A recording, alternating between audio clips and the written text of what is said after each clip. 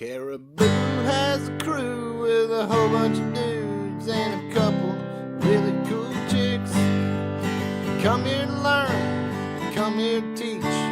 Mostly we come to bullshit. Caribou heart, we all play our part in this cannabis game. Caribou heart, come pop a squat, recreate, or just kill your pain. Rolling up weed into a bunch of dudes and a couple dang dab hits. Laughing along, getting real stoned. Don't forget, dear Uncle Rick. Caribou heart, we all play our part in this cannabis game. Caribou heart, come pop a squat, recreate, or just kill your pain.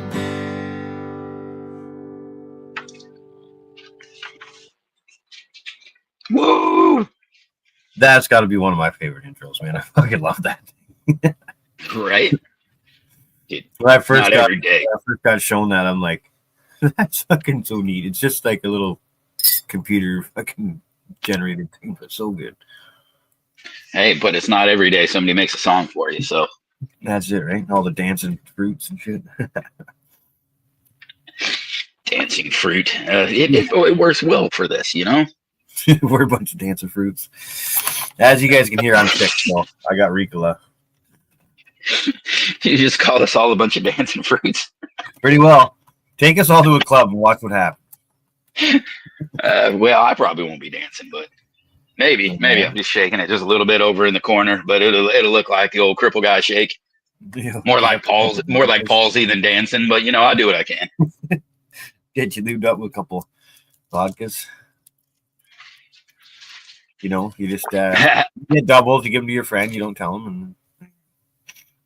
Hey, G-Bay, local wants to know how Bam did outdoors. Oh, I did really good.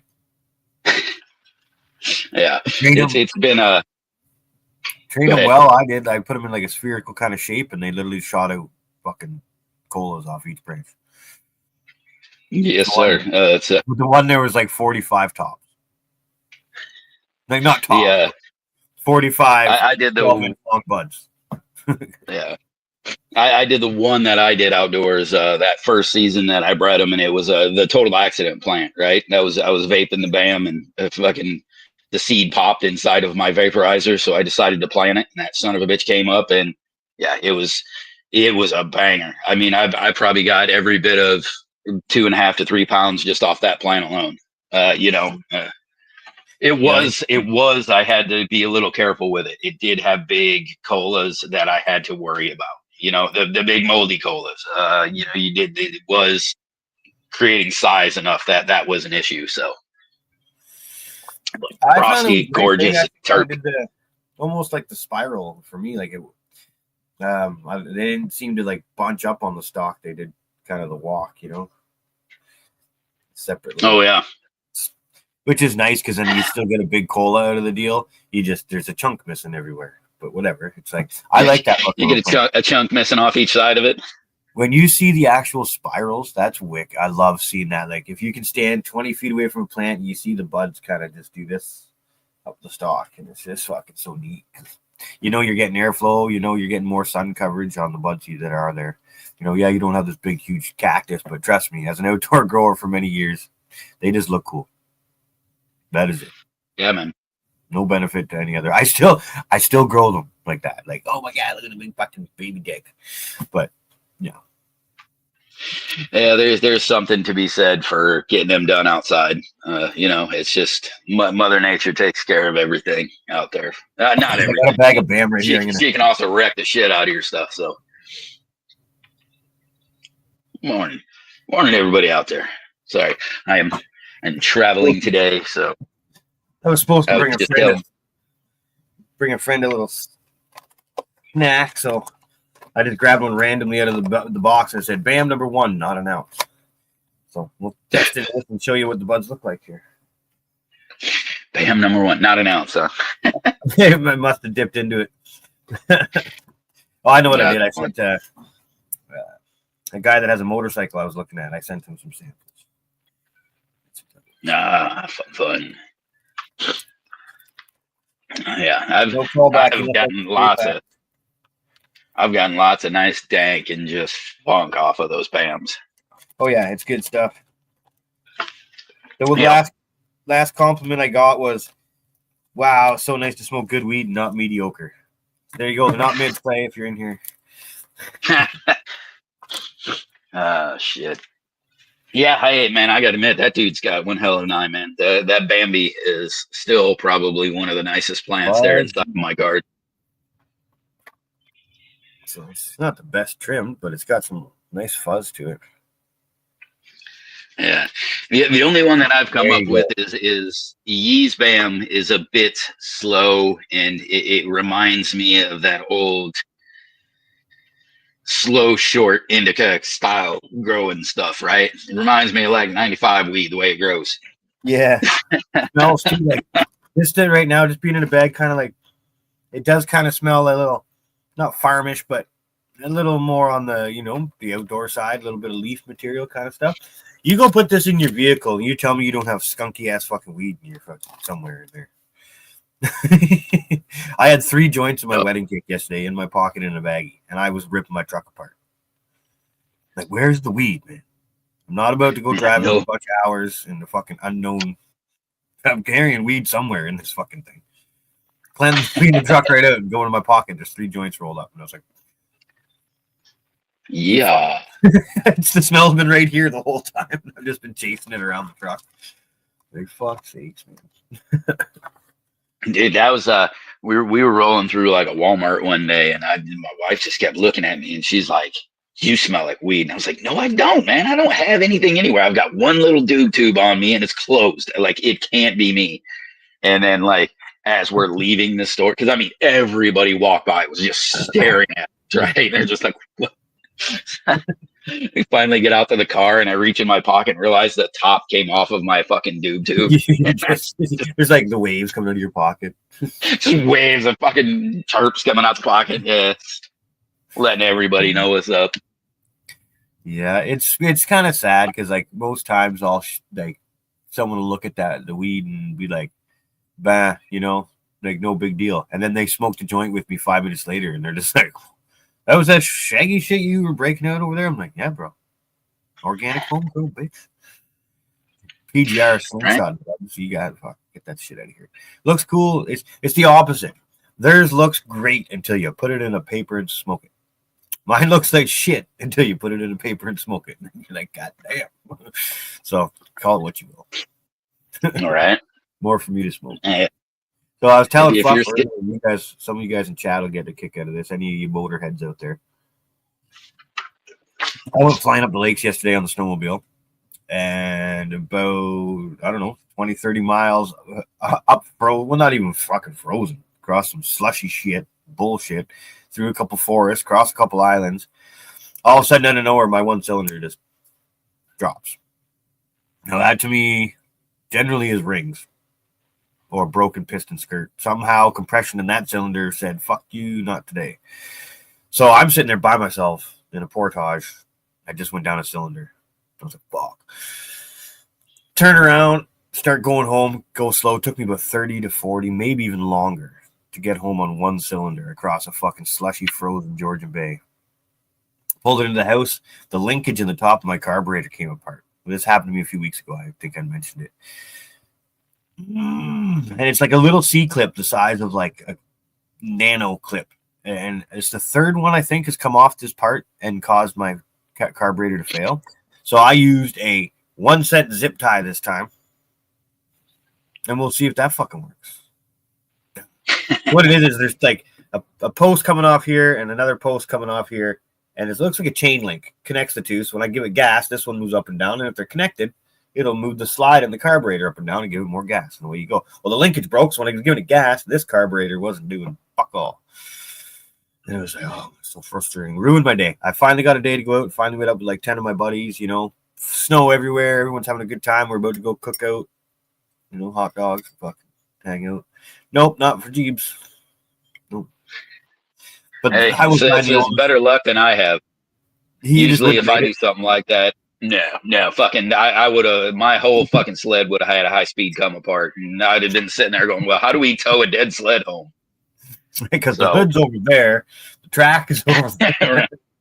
yeah, piston number Well, one's way up there, piston number two's way back there. it's funny because like what most of us say 30 to 50-year-old guys and older, what we think of snowmobiling is like the old songs, rolling over the hills, going and hanging out with some buddies at a shack, kind of slower pace, old school mentality, right?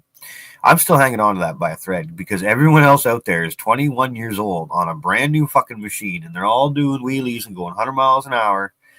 They're all electric start 4-stroke, fucking fancy LED lights. They look like fucking spaceships. I'm over there. My pull cord doesn't even work. Don't worry about me, guys. Hey, man, I've always been a fan of if you ain't if you can't bear the elements and you can't start your shit, you don't need to be out there. So Well, that's why I don't need a sled that's got a butt warmer and feet warmer and hand warmers, because I'm out there to be cold, tear some shit up, and have some fucking fun. And when I get too cold, it's time to go and smoke some joints with my friends. Well, that was it. I'm like, as soon as I realized I was going down, I was like, I'm not being a burden to anyone else. I know how I feel having to turn around right now, but I don't have to fucking tow anybody. So let's just sneak away. Exit stage left. Like, pull the old Irish goodbye.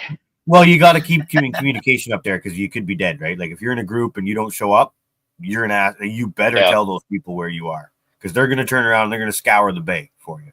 They're going to start grid patterns. They're going to call the fucking helicopters. Like if you don't show up and don't tell people, you're drowning is what generally you default to. You know what I mean? Right. Up there. So it was like, got to hold everybody. It was like, don't worry, G-Bay's all right, man. I'm off the lake. I'm at home. My pride is a little dented, but maybe next time. Yeah, is this part of the reason that you have things like this, so you can just fix them when they go bad? Pretty well. You like really just hobby. Want something to fix. Uh-huh. I was pretty proud because I came home. It was somewhere after noon, like 1, 2, something like that. And I had that fucker torn apart, diagnosed, fixed, and running again, and back out on the ice by like 4 or something. It was awesome too, because on my way back home on the 1-cylinder, excuse me, my neighbor Matt, 3 or 4 houses down, I saw him, Wolfgang, and Steve, I think his name is. Yeah, Wolfgang and Steve and Matt were heading down the stick line out on the bay. I passed them, gave him a wave. I don't think he recognized me then, but I knew they were out there, and I knew that they're older guys and they ride slow. They don't go crazy. They're not going too far. I'm like, I'm going to diagnose this, fix this problem, go find them fuckers. Pretty open area. It's a frozen lake I can see for a bit. Sure enough, man, I get 2-3 miles down the stick line. Fucking sled's working great. Who do I pass? Matt, Steve, and Wolfgang. Fucking perfect. Turned around, told him my sad story, fucking drove home, and then parked it. And I was like, I was gonna go again today, but that's the thing about being a loser loner like me. I don't have any friends, so it's like I don't like that type of adventure. I kind of need friends for. Like it's all good every time you go out and you make it back. But if you ever go solo and something happens, you're gonna fucking hear about that the rest of your life. You shouldn't have went alone. Yeah, I've walked back from many of bad decisions, so I get it. Thank you. Yeah, one of those, thank God I made it back. Fuck this guy. He knows. Man, fuck you. You come and fix it next time. It did almost damn near take me that fucking long, man, because the fucking part is so tedious and bullshitty, man. It's like you got to get your fingers inside like a little 1.5-inch square, and like blah, blah, blah. Nobody wants to have to deal with yeah. Hey man, when I was trying to do the carburetor for my snowblower this season before the snow hit, and they wanted this one little wire thing that sticks in there and keeps the adjust. Dude, my fingers don't work that good. I know we're diverting far from cannabis, folks, but stick with me here. See those 2 gold links in the middle and that white clip and shit? First off, I was missing that little spring that's in there. That is a little spring right in the dead center. And that kind of binds those 2 posts together and just keeps them a little snug. I was missing that spring. And then a clip supposed to go on that little groove and retain everything. Now, I've lost 2 of them so far and not found them. So that little clip that was on that post, down into the carburetor, through the Venturi, into the combustion chamber, out the exhaust port, through the exhaust pipe, and out into the wilderness somewhere. At least it ain't sitting in a fucking valve seat or something. Yeah, right. So what I did was I took a zip tie and I went completely around, like, I cinched those two things together. I went around that white, like that whole contraption. I went around it with a very small zip tie, pulled it, cut it. So now it's like cinched in there. Like those plates are actually turning in a bit on themselves, so they're kind of gripping into the post. So, and I went out there and I was fucking hitting jumps and flipping my flipper, like snap, snap, snap, snap, snap. So the thing's like in that fucking, just getting abused, and it didn't fall apart. So not all stoners are stupid. Yeah, what the hell? Yeah, we are. We just get ourselves out of trouble. Ingenious, is that what they call, like, ingenuity? Oh shit, look at this. Let me fix that. Do whatever it takes to fix it. I think That's broke like the machining stoners and is what they welding side call of it. us too. Like me and you, Fluff, we'd be dangerous having to just repair some shit. Like in Mad Max world, me and you do all right. Yeah, it'd be fine. Yeah, I'd be all right. Especially when you don't have to fix it right. You just have to fix it dangerous. Make it work, yeah. I got that. I'd be getting bulldozer orders from that stupid boat I built. Tires wouldn't have lug nuts. They'd have fucking welded on. They'd be welded on spikes. Plug weld. Fucking but spikes sticking out of them, right? You ain't getting these motherfuckers off. Good luck, buddy. Does anyone live in a city that they do this? Like, I don't get the culture. I'm the fucking crackers they get, man. I don't get this. The big, huge, spiky tire rim fucking things. Does anyone else know what I'm talking about? No. Do you know, like the big, huge fucking spikes to come off the tires and shit? And is that for like keeping people away from your car, or just the bigger the rim that's spike? Exactly it, man. It's for keeping people away from you, and also like it's another form of like curb failure, man. Like once you hear them bitches scraping, you got entirely too close to your fancy ass rims. I seen one. I was like, what the fuck are these guys doing? I guess you take a trend and run with it, and who's got the coolest one? Yeah. Is fucking that's just one of the like I'm confused about that trend about like the guys who stick the full wheel outside of the wheel well, so they have like anyone near this man, get him a sack. Too bad you ain't in Canada, bro. I'd have you all hooked up. Oh. Yeah, it's just okay. I get to get my car in March. You guys know my friend Kitty in Dumbler, the Good Weed Company. We've been friends for many years, and they were gracious enough to offer me one of their old vehicles. They have one that they were getting rid of. It's been sitting on their property for a bit, and they're like, "Hey, we got no fucking use for it. Your truck's dying, and you've been talking about it. So come on out and get it, young boy, and fix it up and pay us what we tell you, and carry on with your life." So mid-March, I'm going to get a Kia out in Winnipeg. Kia Forte. Tentatively, like that's the plan. I don't see why it's not going to happen, but which would be nice because I've been driving pick-me-up trucks for a long time.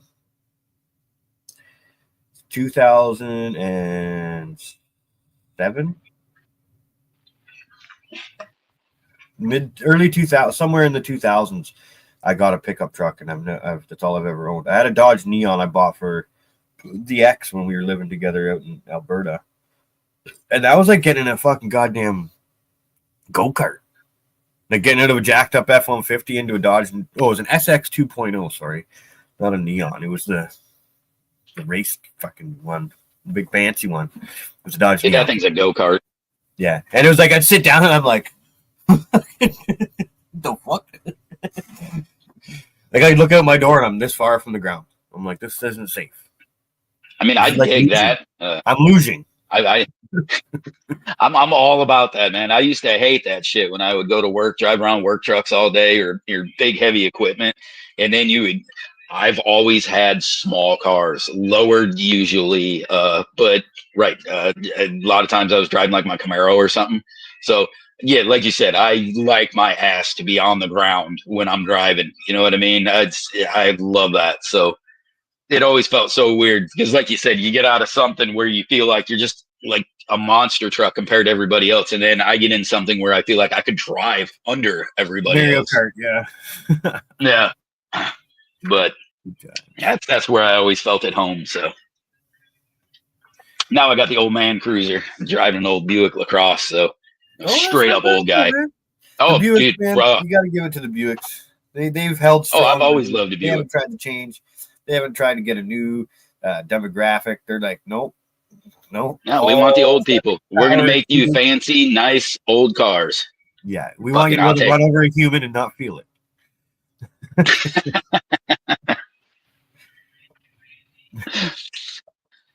Shit. Hey, man, I will take my big heated fucking leather seats. Oh yeah.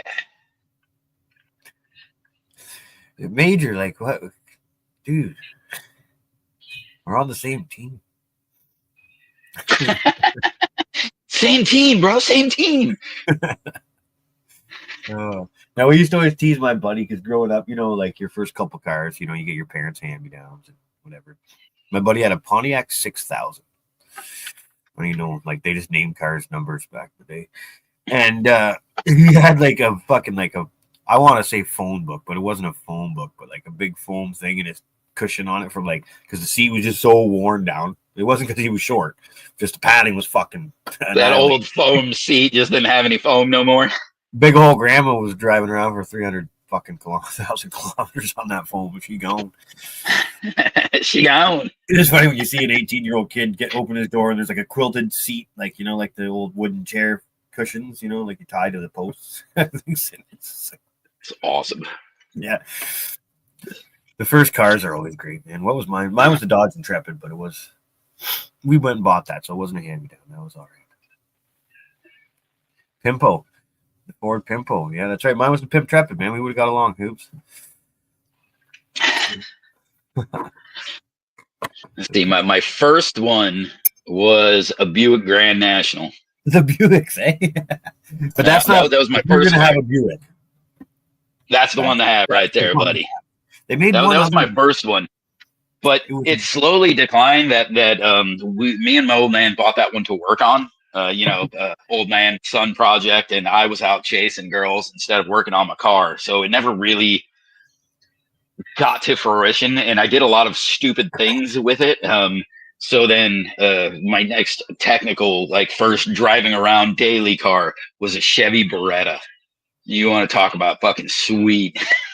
No, dude, you were cool back then. If you had a Beretta, they were only out for what 3 years because they suck so fucking. Yeah, I don't know, man.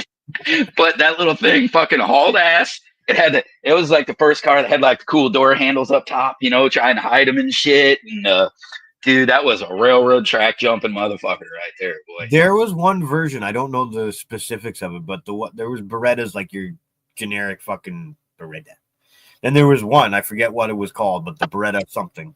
And it was the one. Oh, probably the Z20, the Z26. Whatever, yeah, like it was their hopped up version. But it was badass. Yeah. Pretty good. That's it. Yeah. I mean, it was a two-door Cavalier basically until they started making two-door Cavaliers.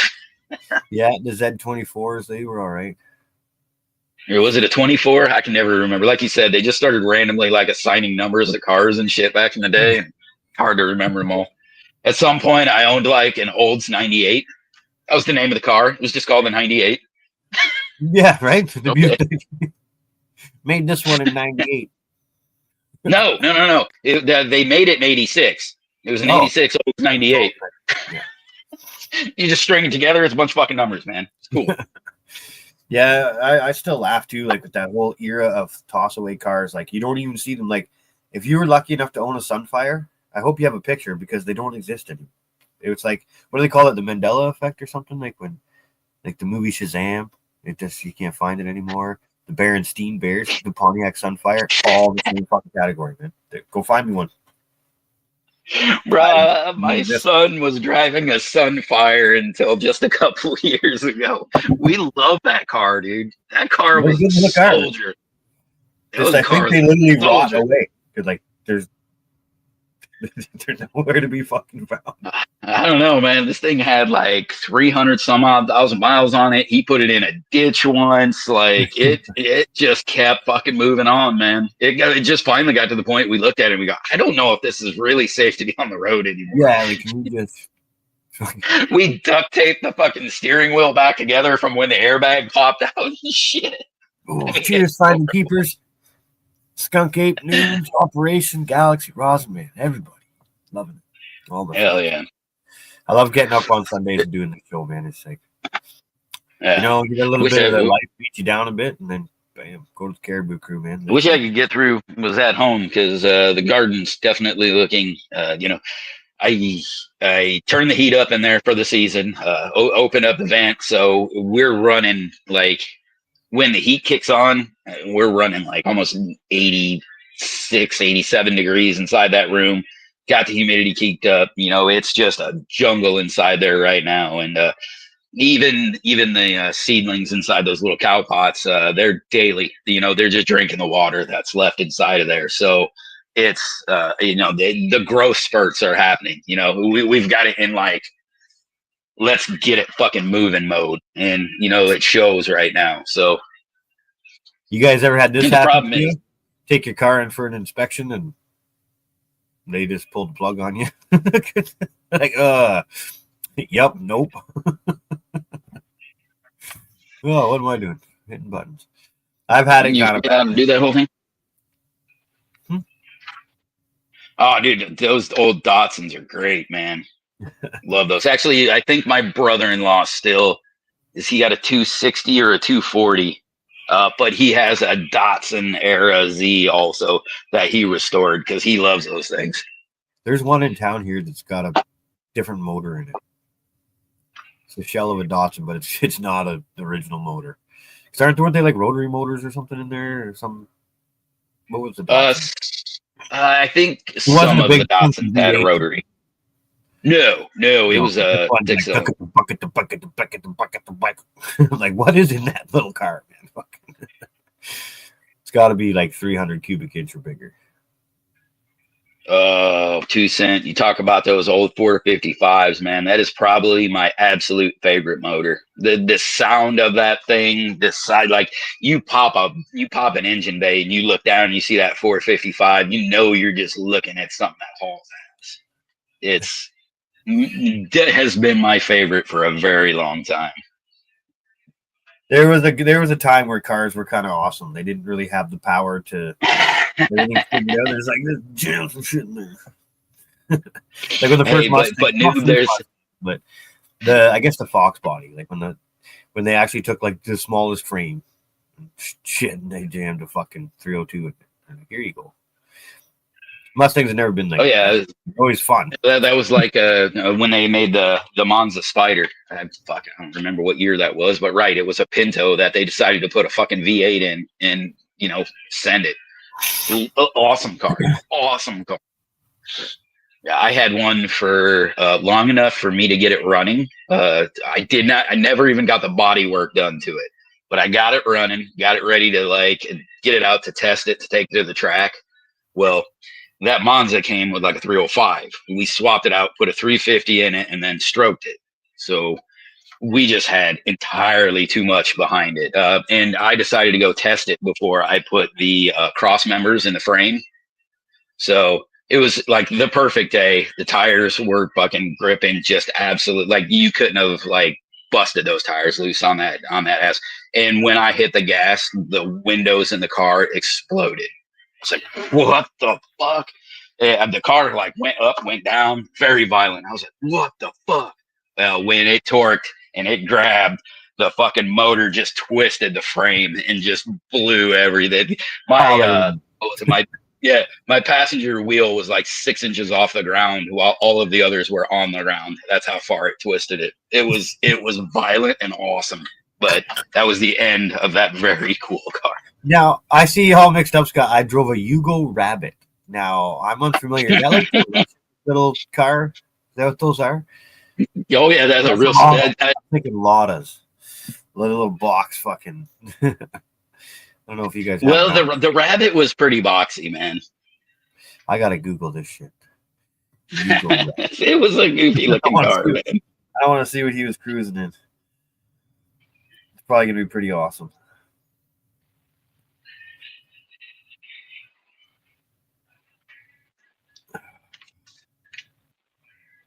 Oh, that's pretty pimp, man. Bro, Operation, you can barely fit a 3-foot bong in a Monza. That's the Yugo Rabbit, sporty, aerodynamic. Yeah. Yep, that's a rabbit. My buddy had a Toyota. I'm not sure. It looked just like that thing, bright red. And yeah, we couldn't kill that thing. That thing was awesome. We go cruising in the wintertime, just e-braking. I miss the old fucking Yugos, man. Looks like an old they made some of the ugliest little trucks too back in the day. Perfect.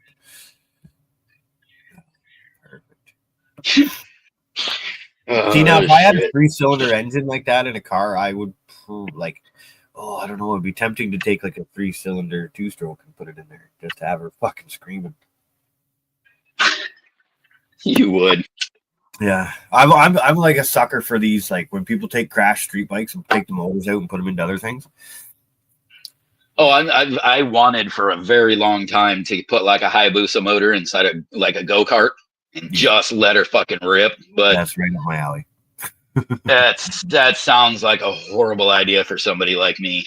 That is what we call death. Although I did design the go-kart to be rolled. Which would have been fun, because I really did want to go out there, make it, because I wanted to design the go-kart so I could go and just absolutely flip that thing 4 or 5 times and then hopefully land on the wheels and keep going, because I thought it'd be fun. So I designed a nice chassis that I thought would roll real good, when it rolled, and it was super fucking solid. And I just never ended up building the damn thing.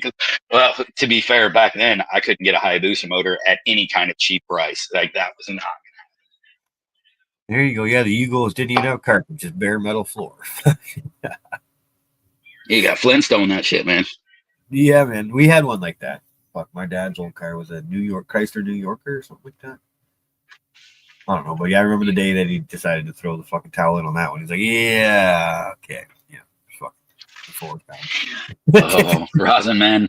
My dad had a Nissan for almost... Dude, you want to talk about the craziest shit? All right, so my old man had this truck for, the most of my life. I remember him owning this little black Nissan truck. Little 4-cylinder, 4-speed. And like I said, he had this thing for most of my life, like my child life that I remember. And I think when he sold it, it had 30,000 miles on it. Like, that's how little this motherfucker, and he drove it to work every day, but work was 10 miles or something like that, so he basically did 20 miles a day for like 30 years in the thing, and that was it. But yeah, that was one of those, like, everything was rusting around the drivetrain around that. Like, it wasn't going to be long before you were just going to be a seat and like a fucking engine and a frame, and that's only if the frame held out. You see that shit over in third world countries, man, where they do. The whole truck's gone. And that's what that truck was starting to. That's what that truck was starting to look like, man. Yeah, just pile the shit onto the frame and away you go. I'm feeling rough, but here's one for the crew here. We've been slacking 34 minutes. Oh. We go on.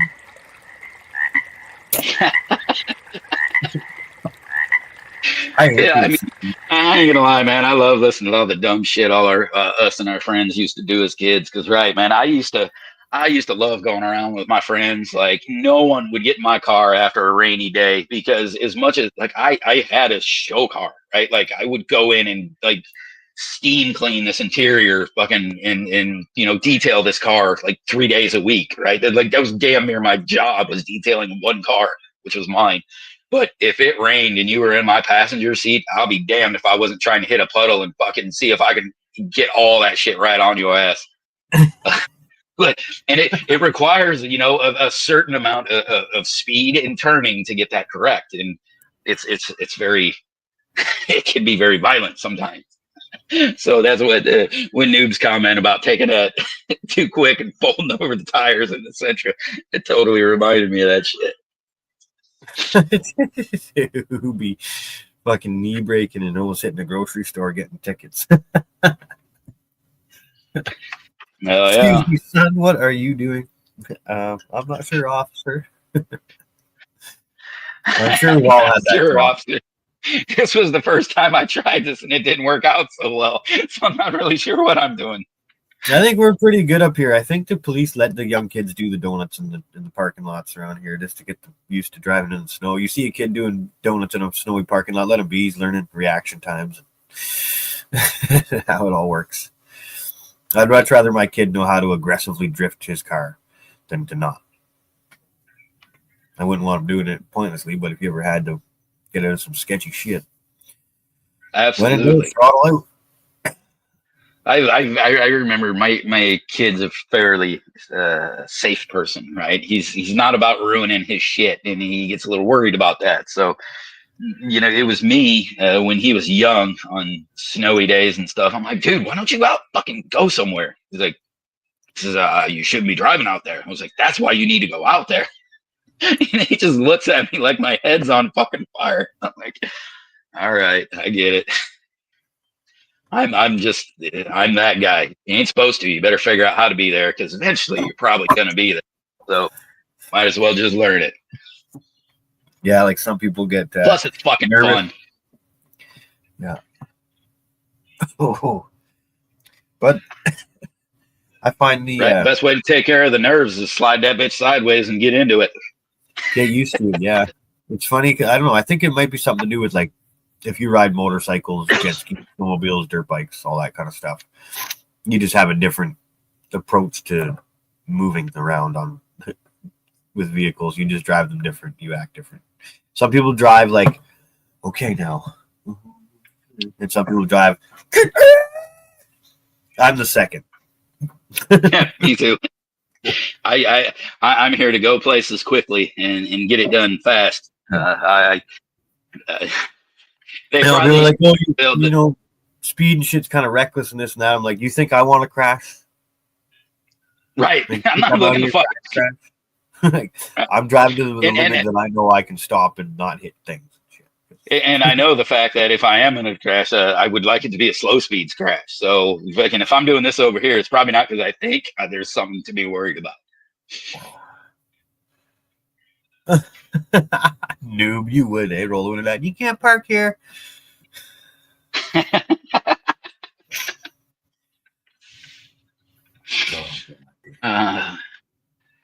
I'll tell you one thing though, ripping across the lake at like fucking 90 miles with a little bit of a buzz on is pretty sweet.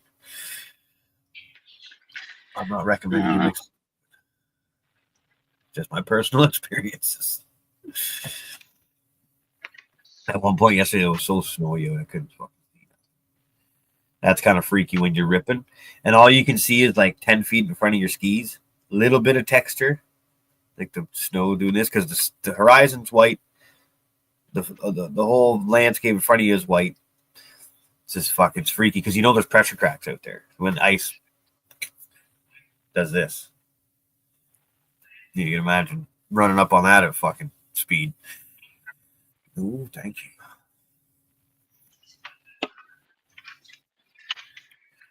But,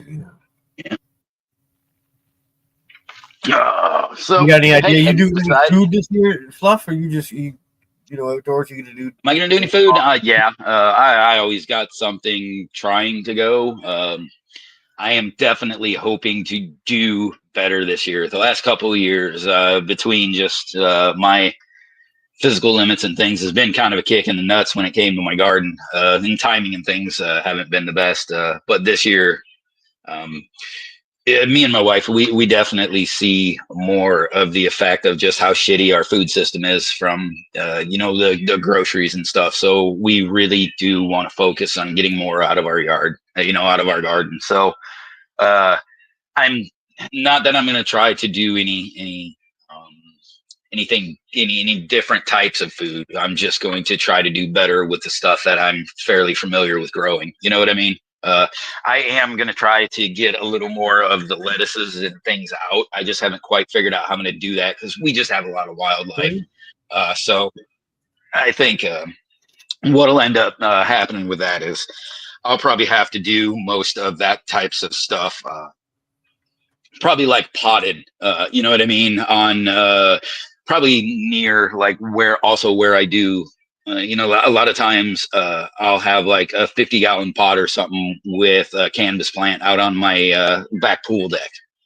So I will probably turn those pots more into a food that I don't want varmints and things getting into, and then leave some of the hardier stuff back in the garden. And so I'm probably going to go that route with it but yeah, man, I mean, I'm always trying to grow some kind of food out there. I do want to try to get more fruits too, especially the melons. I got decent with it. I found a good spot to do the melons. Now I just have to get my training right because last year it definitely didn't work. I got tons of fruit set, but they never fully just grew. You know, they all kind of fucking fizzled out and pissed off on me. So I got to figure out why. You know, it had to be my training method because when I let them just go on the floor or you know on the ground, I had luck with them. But when I tried to grow them on the fence, I don't know if I need to support them earlier or if they're not getting the proper pollination. So I'm not gonna use them as like a fence cover again this year. Yeah, I'm gonna concentrate on some berries again. Those are just deadly. I don't really. Yeah, I would love to get a bush like that going. And the excess I just freeze for smoothies, so it's works really well for me. I usually do beans. Beans are good. They go in the pot right away, right off the plant to the pot. I don't make enough to really store any. But it's just nice to have that option, man. Walk in the backyard, grab some food.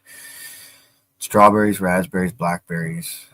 Those alpine berries I had, they didn't do fuck all. So I'm not gonna worry about them this year. I think I got like 3 berries off the whole plant last year. It's stupid.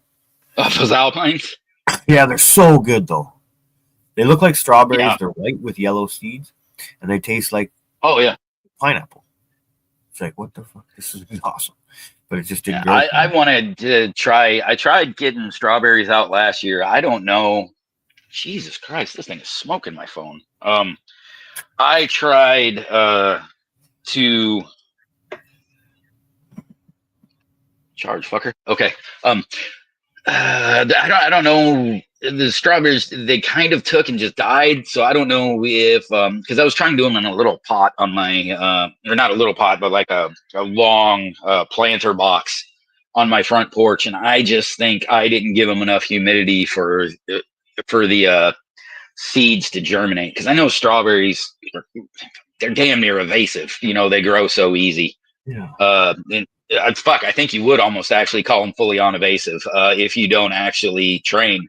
So it was very confusing. I was like, why the fuck ain't these things growing? You know, and I think it was my germination techniques where I screwed up. So, but that's another one where fruits like that, I would really like to get those going because it is something, you know, like a blackberry bush I'd like to have, but I really don't eat them until they get damn near fermented on the vine or on the bush. So, you know, a lot of them just end up going to waste around my house. But you know, something like the strawberry or something like that, you know, we'd eat a lot more of those. So yeah, those damn beetles, eh? What I did, I had these traps this year I bought that were like, I think it was like a cross, a yellow, like 2 pieces of board that were like, that look like this. And so they sit up crossways on top of a bag. And I think what happens is there's a pheromone that attracts them to that, the yellow sticky shit. For those beetles? Yeah. And whatever it is, I don't know if it's a sticky trap or whatever, they go inside and then they can't get out. So here's an interesting thing. I talked about this last year. Those bags for those beetles are kind of bullshit. Okay. Because the problem is they attract them if they're not flying over there. Exactly. You're attracting more than you have in the first place. You're literally opening a sign to be like, hey, come eat. You know what I mean? Yeah, you're putting that trap there, but you're also inviting a lot more. Yeah. So it's better off to just really try not to use that. Or if you are going to use that trap, put it on the farthest thing away from your, at the edge of your property, away from everything you fucking can. And then just try to keep them in that area. You know what I mean? Whoops. Hit buttons there. Put them next door, he says. Yeah, there you go. That's good stuff.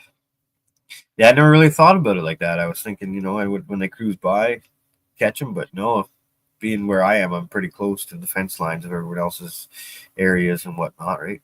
See that shit from a little bit away, so good point. Clay, you transplant carrots? That's interesting. I don't think I've ever heard of anybody transplanting carrots. No, I mean, I guess I'd start some gardening. Like, I think maybe I've seen Red. I think he started carrots indoors and did them out, but I don't see many people do that. I've always been. What's up? They take a little while to grow full. The carrots. Oh yeah. Big one. Yeah, but I've always been under the. And maybe it was just the my grandma and stuff. The people I learned from, if they didn't do it right, you just kind of screw that root up, and being as you were just trying to grow one big ass fucking root. I don't know. So that's just. Only means growers transplant carrots. They take about 10 to 12 to get transplant size. Okay. Huh. So, like, are you putting them in just curious, man, are you putting them in like a solo cup for transplant? That way you can get some length on your root, or.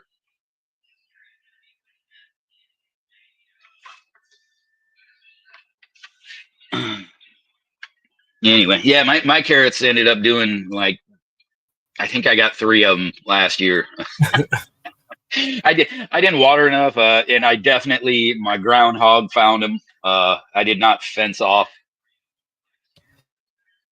I didn't fence off 2-inch. Okay, interesting. And carrots are new to me. That was the first time I tried doing them last year, because I finally just I created a 4x4 bed with old soil from my garden. Right when I smashed out a bunch of stuff, I just took that soil, put it out there, so I have a nice loose textured soil out there finally. So that's when I started. I was like, right, I can do some carrots, some things like this. I have the perfect kind of soil right now. Added a little bit of just some playground sand and a little bit of green sand to it. I don't know if the green sand was really needed, but I wanted to up that kind of sandy texture to it just a little bit, make some of those things a little happier. And it did a good job on the couple carrots that I had. That made it. But I also, I was trying to grow things under a 10-foot fucking cannabis plant, a 4x4 bed. It was sucking out all the nutrients, just completely shading.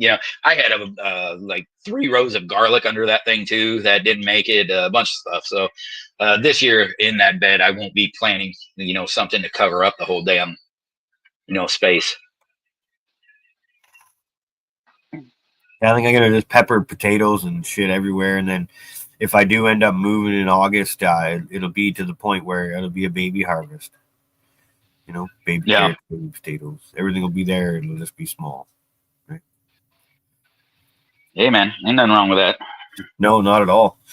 And the peppers, we'll get some multicolored bell peppers going again. They were fun. I just like that. I don't really look at them as like a food source. I just look at them as like cool when they do. Instead of growing an ornamental flower, I still get color in the garden. I get a nice little red or yellow or orange pepper, and snack on it when it's done. But I don't like rely on it. Same with the strawberries and the raspberries. I don't rely on any of it. It's just if there's any point growing in the yard, might as well be able to pluck something off it, eat it. Right? Well, that was one thing. I just saw that Noob said something about throwing the cardboard over the top of those till they germinate. I think that was a big problem I had with a lot of the carrot seed, lettuce seed, and things like that from last year. Is I seeded the garden and then basically like walked away from it. I was like, right, you're gonna be fine, peace out. And then right, like maybe 45 minutes later, I seen birds all over my garden, and I was like, well, there goes my carrots and my lettuce and all those things. So that was the start of the fuckery. So I definitely need, if I'm not going to start them inside in trays, I definitely need to cover them this year. So that's one thing, dealing with all that pest pressure when you talk about any kind of outdoor growing, and any kind of pest, whether it be voles, groundhogs, squirrels, deer, all those things. You got to figure out what you got to do to keep them away from your shit. So, yeah, it's the row covers. I've had really good luck with them. Kind of, only taking small amounts of stuff. I'm not trying to get out every bit of everything I put in the garden. I just need to get out food. And typically it's easy to grow enough to be able to, just get yours and, give Mother Nature hers. So at least that's the way I've always done it. That's kind of the way Mom, the sisters, some of the other people who grew a lot of food in the family, that they just really, that's how they did. You grow a certain percentage more. That way your loss is just what it is.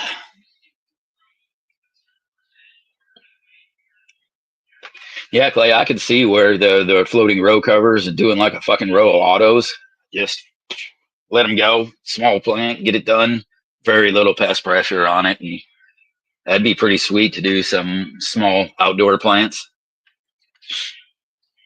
In reality, I mean, if you were going to grow some small plants, it would be kind of easy if you just did something like stick a tomato cage in your pot and then just throw some fucking cover over some of your cover over the top of it. So it doesn't take much to do. You just got to do the damn work. That's the part.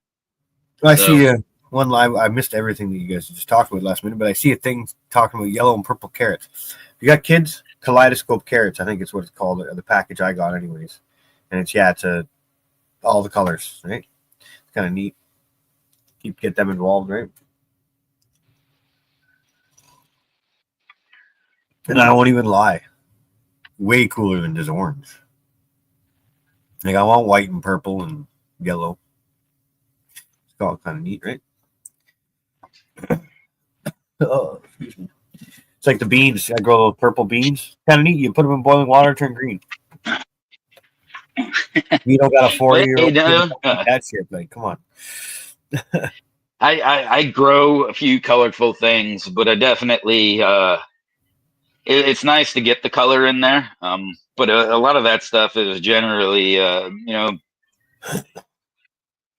some of it's colorful, and that's about it, right? It loses some of its luster and flavor and other things with a lot of those plants. So I'm trying to find the ones. That's what's fun in the outdoor garden for me, is I'm trying to find the ones that just flat work. That every season I'm happy with everything I get. Right. I know last year the carbon tomato. I've grown a beefsteak tomato for a slicing or general eating tomato for years and years and years, probably close to my whole damn life, right? But I tried the carbon last year. I like the flavor better. It's not, the growth of it, the plant growth, all of it. I really just enjoyed every bit of it. So that is going to take over. That is the thing. It grew well in my area, but there's nothing flashy about it, right? It produces a big, fat, awesome, juicy tomato, and that's it. And anymore, I just want to be able to, those parts, right? Just get a good quality harvest with the proper nutrient. The colors are fun, but I've found out that a lot of those are just a bitch to grow in my area, and I'm sick of trying, right? So some of like the purple ones, the Cherokee purple grows fantastic in my area. The what is it? The Black Beauty, which is very similar, I find, to the Cherokee purple. just it's probably a slightly better growing tomato, but it just doesn't perform in my environment, in my garden, things like that. So you know what, the Cherokee Purple, while it might not be the best of the best one out there right now, it is for my garden. So that's one of the few kind of colorful things that I'm just trying to get out. Like if I want color, then I need a red melon. I want a red tomato, right? I want a green lettuce, orange fucking carrots. We'll get our color through the standards in lots of variety, but not just colors in the things, because that's just where I find the problems. Like I try to grow those fun ones, and they just end up being a pain in my ass. So Yeah, they don't. Yeah, they're kind of neat in certain aspects, but they don't pull through in others. yeah. Yeah. Yeah, it really is. They just you know, when you do get one out there, you know, you get a little harvest of it, right? And it's like, oh, look what I did! It's so cute. And it's great. You know, and I guess I'm just getting old and grumpy, and I'm just, you know, I just want the shit that works anymore. I want the right stuff, and I want it to be fucking healthy. I try to just grow the simple ones, because every time I try to, you know, bump it up, the bugs are like, "You're not here enough, bro." Right. And I get back in the That's the other thing, man. What the hell? My cauliflower is all fucked up. The bugs like those fucking colors too. No, yeah. So it's like, I'll stick with beans, because you know what, man? You get them started properly and you support them properly, and you get a couple rows of bush bean going. Get ready to eat some beans, man. Just there's a point where it hits and it's like, holy fuck. Better get these off the plant, right? But then the best part about that is, like I said, right to the pot, man. I'll just take my pot from my kitchen, walk out in the back. Here's a little bit of dirt, whatever. Put some water in there, boil that shit up, and eat that. So good. I don't even really boil it. Man. It's hot. You know, just to the it's al dente. Yeah, like I say, it's been just a fucking minute since you know, my garden's been so successful that I've been able to do it. So probably like 2 years. But was the point when, right, my spaghetti sauce was, you walk out in the back, you fill it up with fresh I know, Ubi. Right, you just fill it up and you just start, you know, taking everything down from there, right? You start with a pot full of fresh vegetables and it ends up in a sauce from heat, right? Like you can't make shit better than that, man. Yeah. I gave up on tomatoes because I honestly, I'm a mature adult. I'll try to eat them. They're fucking disgusting. They fucking nope. Like I was at Doc Vapor's place, and he's got like an Amish built 100-foot long greenhouse. His wife's got it tended to so perfect. Like you walk in, it's like an Instagram thing. Fucking food just hanging from the ceiling, growing all over the fucking place, man. So like if I was gonna like a tomato, it was probably gonna come from this lady's garden. I tried, you know, it's like just gag reflex, man. It's like, can't do it, man. I mean, it sucks because all you guys eat tomato this, tomato that. Try it on this. Like my dad's eating toasted tomato sandwiches, just stinking the house up. Like fucking. I'm no, man. I've never been shy about saying I don't like tomatoes that much, right? Like I like spaghetti sauce. I like chili. I like a slice of tomato on things. But I'll be damned if you ever see me just eat a tomato. That's not gonna fucking happen. Yeah, exactly. No. There's tomato one. Soup, there's ketchup, one. Salsa. I'll eat all that. Yeah, you got to add some shit to that stuff. You gotta break it down. There is one, man. Basil on it. I had a black cherry tomato. That was the only tomato, and it was just a little baby, sweet as fuck. It was more like a candy than it was a tomato, dude. You just pop one, and it was like sweet, you know, yummy juice in your mouth. Oh yeah, you clip that one too. Anyway, yeah, go ahead and clip that. So there's nothing wrong with this either, dude. Like $1.29 frozen burritos from the grocery store that have just paste in them. They say there's meat and shit there. It's just a paste of sorts. They don't make turd, and that's what you're after generally when you eat. You want the better nutrients, but you'll take what you can get some days. We're just a machine. Something in, something out. As long as that happens, we're good, right? Lobster, if I am eating a tomato sandwich, that bitch is going to have bacon and lettuce on it. Lots of it. That's the only way that gets to work. But right, like my old man would eat like tomato and peanut butter sandwiches. And I mean, no, It makes me want to gag just thinking about it. Sounds fucking gross. I can do okay. Here's the closest I get to raw tomato, bruschetta. Like if you make a really nice bruschetta, I'll probably eat that. But like that little chunk of tomato was one of 9 ingredients or whatever. So, you know, but I don't know. There's got to be health benefits to it. Like certain foods, I got to start. I'm mid-40s now. My fucking body hurts. I went out sledding yesterday. Like I said, I am fucking destroyed today. Like who kicked me while I was sleeping in my back repeatedly with cowboy boots? That's what it fucking feels like. Like somebody stomped me to death with an old pair of boots. So I got to start eating right, acting right, getting out. I'm doing a little exercise. You know, I stay pretty fit. I'm a pretty fit guy, but I got to start getting that diet to match the exercise because I live off donuts and coffee and shit. My sugar levels are way fucked. Everyone I meet's like, you're addicted to sugar. And I'm like, oh, really? You couldn't tell by the one tooth I have left?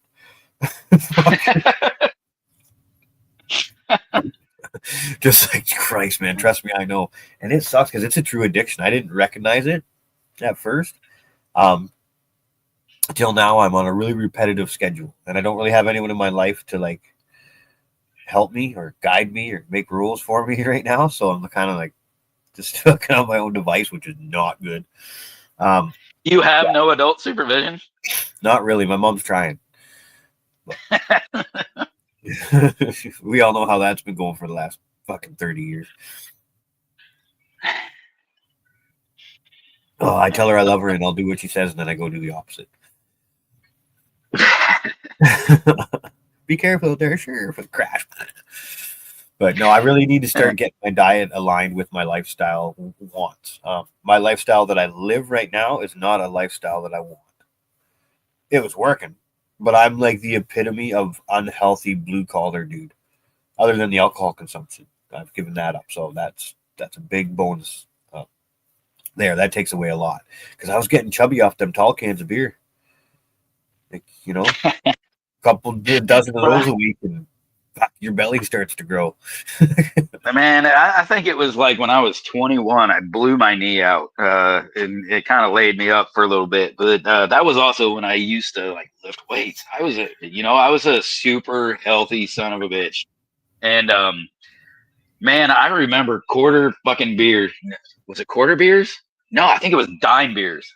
Fucking, I don't know. It was cheap ass beers, and we used to dime confirmed dime beers.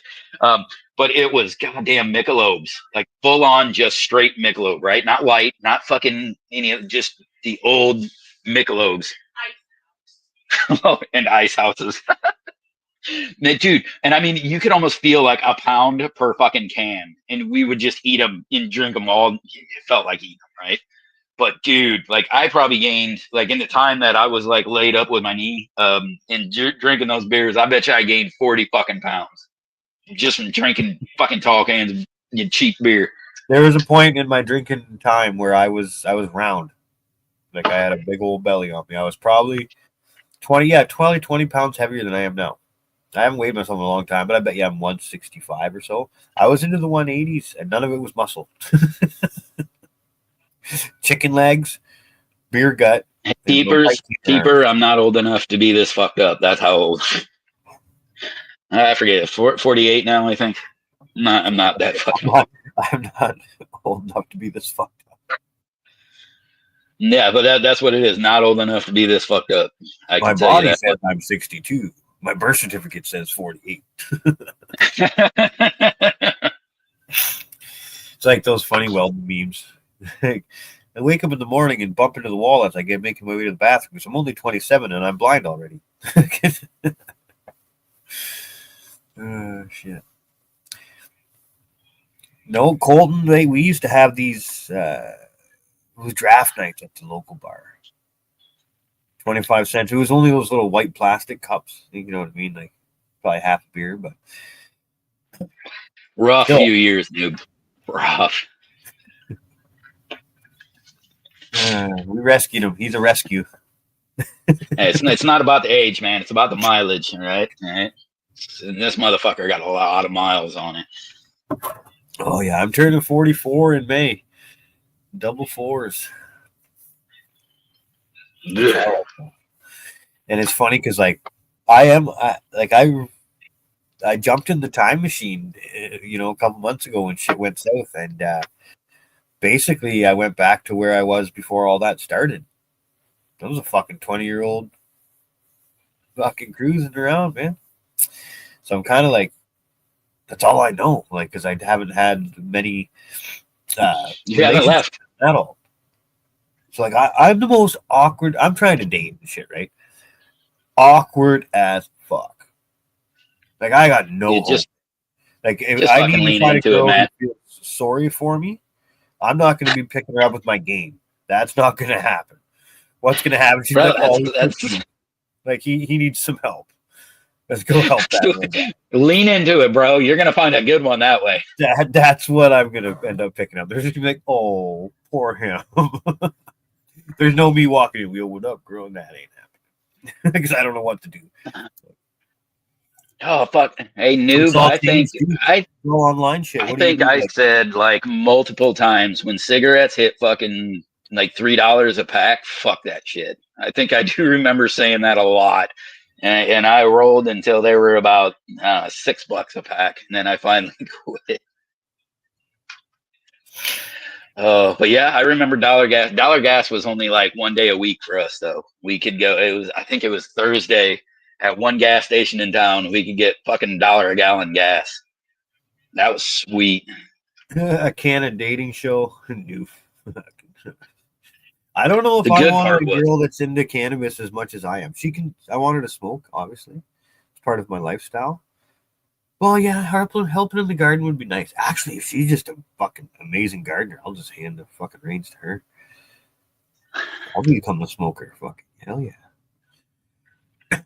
No, as soon as the garden goes up, I'm right in there. bro. I can't even like I go to my friend's house and I'm fucking inspecting all their plants as like an asshole, you know. Oh, you See, should see my if ivy. you invite me to your house, I am judging you by your plants. I'm just letting you know that. Okay, so my ivy, you'd befriend or not befriend, you'd unfriend me if you seen that ivy plant. I'm like, man, it looks sick. I did never inspect it. I never got within 10 feet of it. I was just like, that thing's losing leaves and shit. I don't know what's up with it. Spider mite fucking foray going on over there, man. They're like having nightclub fucking party on that ivy plant. I felt I had to ditch it. I'm like, whoa, holy fuck. House plants and spider mites, man. There's certain ones that'll harbor them, certain ones they don't go to, and the problem is I have a lot of like jade and stuff where they don't go on it. It's not they can't eat, they can't do fuck all with it, right? So like 95% of the plants I have are kind of like self-resistant. They're not really edible. So the ivy that's way over there in the corner on the bottom shelf, that's like at my knee level, didn't look at it for weeks, man, probably 2 months. Just like dip a little water in there when I go cruising past. The other day when I said, I was like, there's leaves off. Like, what's going on with this thing? Each leaf was just encased. Webbed right Just up. masked a fucking spider mite. Fuck. Gross. Oh, god damn. Makes me I let a fucking plant go the other day or a while back ago. I was waiting on some things and I was just watching the plant slowly die. That's what I was doing. I was watching it slowly go. Well, I also watched the fucking spider mites move on it, as soon as it got sick enough. And boy, like by the time I finally got rid of it, I was like walking it out of the house, like damn near wanted to put a suit on, I was like, oh, fuck no. Why did I let this happen? Like, and I sat there and watched it, right? I wanted to fucking watch it, kind of observe it, do all of those things. But when it came time to get rid of it, man, I didn't want to get anywhere near that. Yeah, I bad. let that plant go. Oh, fuck. Sorry, little buddy. My It was one of. Actually, my spider plant's doing good. It's a little unhealthy, but it's got so many fucking danglers on it. Whatever you call them. I always trim them off, man. I'm not in our house. We're not about having all the danglies. So when we get the runners, we fucking chop them. My plan is to get a whole bunch of cups, soil them up, and get them growing so I can have just plants everywhere. A ton of fucking spider plants everywhere. Yeah, I just don't know right now. Like right now, I literally have to like condense my life to a suitcase pretty well. just to make sure I'm not toting around a fucking storage unit of bullshit. I don't. A lot of my possessions I don't need. A lot of them I can acquire again at no detriment. So I'm just trying to really condense my life right now. Houseplants are not part of that plan, which is unfortunate because you guys seen what I did about a year or two ago. I started my little houseplant journey, and I had it up to I had a nice whole full wall of them. Man. It was great, but then life circumstance happened, and that's that, man. So moving it right along. I had to condense. I have a nice wall, but I had a couple getting unhealthy. So I kind of, it was more of I wanted to let them outside. Let them kind of health back up, but then bugs took over. It's one of those. Yeah, so I just let them go, and then I'll reset some of the wall. I had another one that was just absolutely pollinating the fuck out of my house. And so it had to go, so sometimes they just gotta fucking go and you need new ones, man. But things like, right, my spider plants that come from like my father-in-law, which I believe come from my fucking, his mother, those aren't going anywhere, right? I've gifted plants from people that aren't going anywhere,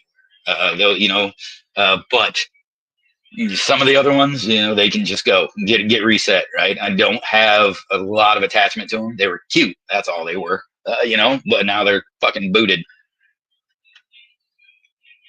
So, but yeah, I've got one. We finally in my house have a string of dolphins that's actually string of dolphining. I hate those fucking things. I can never get them to grow right. I always get half-ass on me, but this one's looking good. And I don't think we've ever really let it like dangle like it should. And that's what we're doing right now. It's really fucking dangling.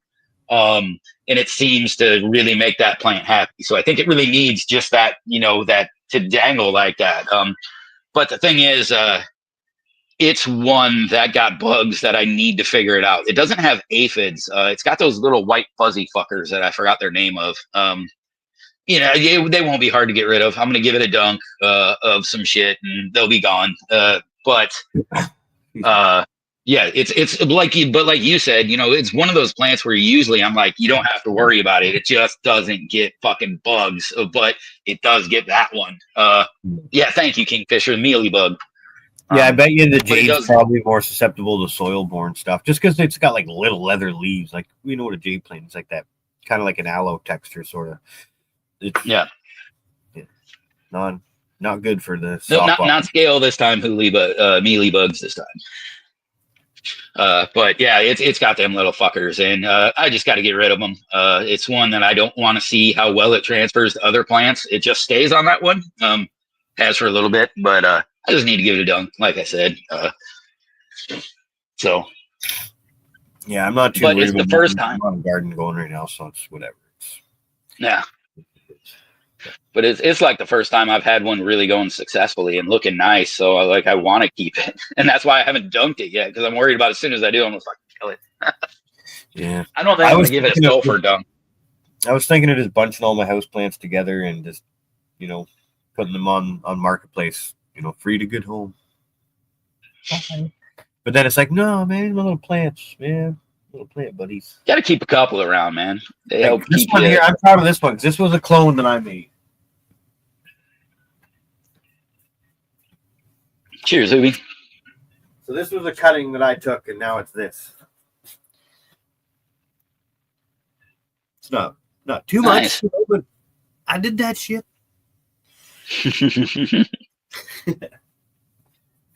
It's probably one of the easiest plants to grow. Fossils, whatever it's called. But they grow and they vine, and what my plan is I kind of want to be that dude that like has the fucking living room with just Amazonian fucking growth everywhere. And I do understand every single grower I've talked to is like, you know what's gonna happen, right? I'm like, if you've been following me, you know that I just grow with bugs, man. We just hang out with them motherfuckers. That's just what we do around here. Every second run we throw out due to spider mites. That's how we operate. I grow enough one run so that the second run can be tossed due to bug damage. So don't follow my So lead. it's all about the system, man. You just got to get the system down. I'm not the grower part of the caribou crew. Nope. That's what we got Fluff here for. Hey, man, I live with balance too. I mean, we've all looked at the soil level of my grow, and if you want to talk about bugs, it probably creep most people out. If you move one thing on my soil and just look down, most people scared of bugs will probably shut this shit off because you don't see soil anymore. You see everything move. First time I think they're just called soil mites. Really, really tiny little. A little brown. They're beneficial. They eat organic matter. Mm-hmm. They actually eat. They are a predator mite also. They will focus on the organic matter and things like that. But while they're going through, if they come across things like your thrips, your fungus gnats, other spider mites, they will eat them also. So those are quite beneficial mites. I know a lot of people get fucking creeped out when they see them, but you want them little bastards there. And it's hard to get rid of them First time too. I seen them, man, I freaked right out. I was like, oh my God, one of my fabric pots, it was just like fucking crawling on the outside. I'm like, fucking what is this? Freaked out a little bit and then realized, I'm like, those are good, kind of, sort of, whatever. I can deal with them. So it's always my favorite when I get a first time like organic growers message when they overwater their pot and then they see their water moving because they found they've washed all the springtails out of their soil and they're like, what are all these motherfuckers? I don't like it. And I'm like, no, you want them. Those are good. Yeah. Keep them. You're doing good right now. And they're like, excuse me, I don't like that. Thug bugs. Yeah, thug life on tattoo. I'll tell you what, Hooli said that nematodes are not something I've had luck with. They have every time seemed like a waste of money to me. So I am not sure if I am, man, I try to follow the directions. I've watered them in, I've put them in soil, I keep it wet. I've put them next to my emitters, my water emitters to make sure that they're staying. But me and nematodes are, I don't know, man. I'm gonna give them like one last try this round, but this is gonna be my last one because they have not worked well for me so far. Definitely saying too that's true because I remember it was kind of during a time where I had oversaturated. I had an issue where I was kind of trying different stuff, and it was a very, very heavy soil that I used. I won't mention the name because I don't like them, and they did nothing wrong. It's just their soil mix was way too heavy for me. Very compact after like one or two runs. And it was like, this stuff was like fucking concrete. Anyway, it held water for fucking way too long.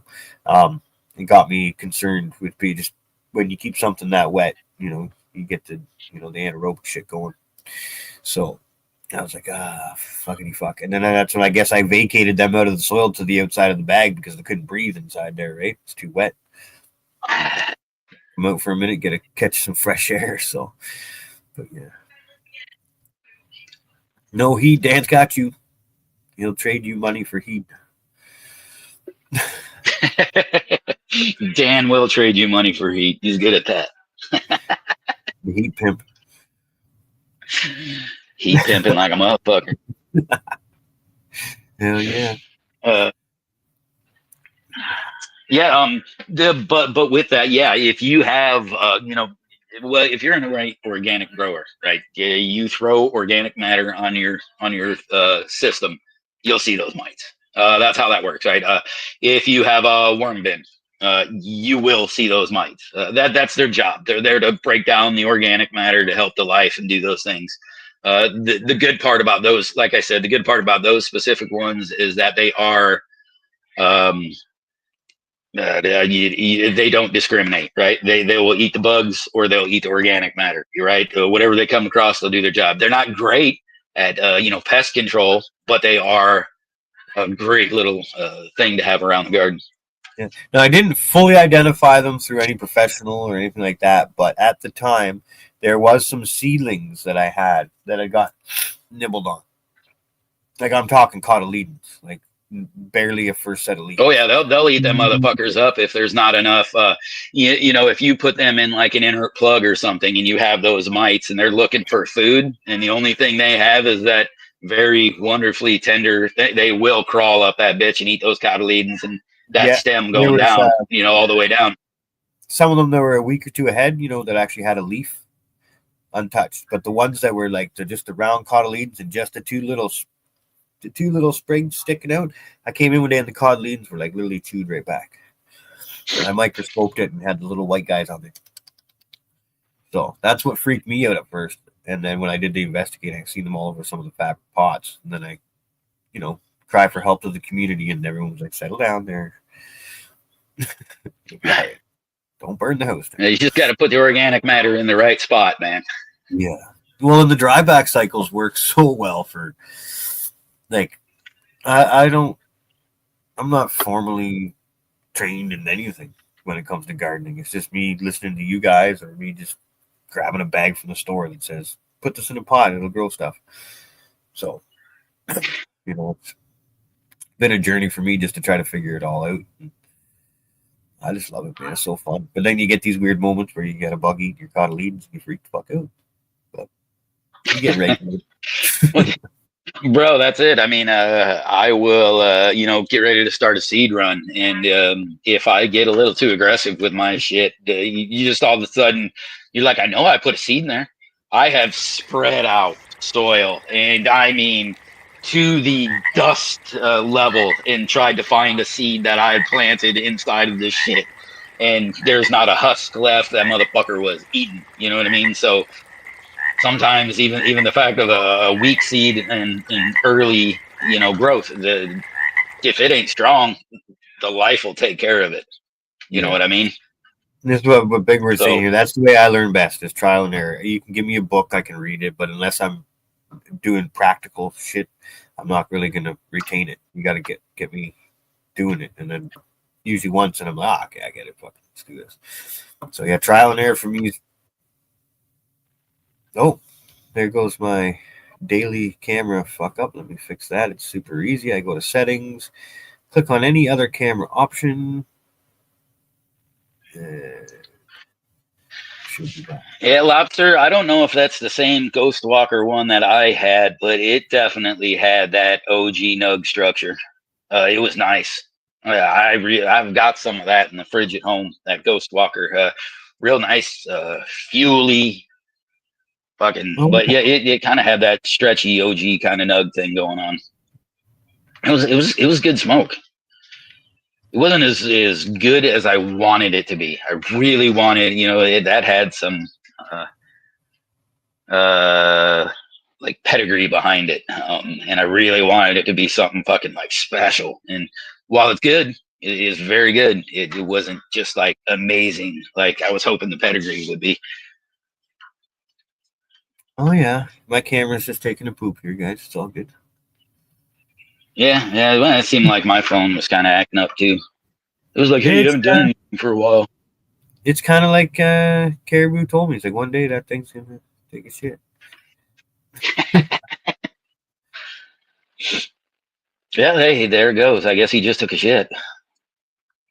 Lobster, I had some good OG flavors that was coming out of I would say probably the Sideways Betty in the BAMs. Some of those were getting a real nice OG funk to them. And I think that's always what I'm looking for in the background of that plant when I when I'm hunting through it. So that might be another avenue if you're looking for something that route, because I've found it. Oh, shit. I don't know if Jeeves is coming back, but we're only about 5 minutes from being done. So I think I will just go ahead. We'll get this shit signed off.